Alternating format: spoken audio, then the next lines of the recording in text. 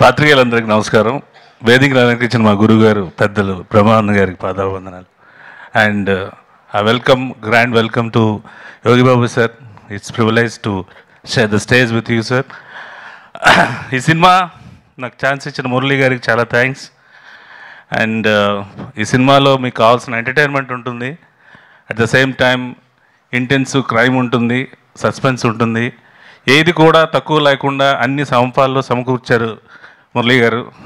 I wish all the best sir. ఈ cinema మీకు మంచి సక్సెస్ వస్తుందని మనస్ఫూర్తిగా కోరుకుంటున్నాను. I wish you all the team and crew for a grand success of this film. Thank you.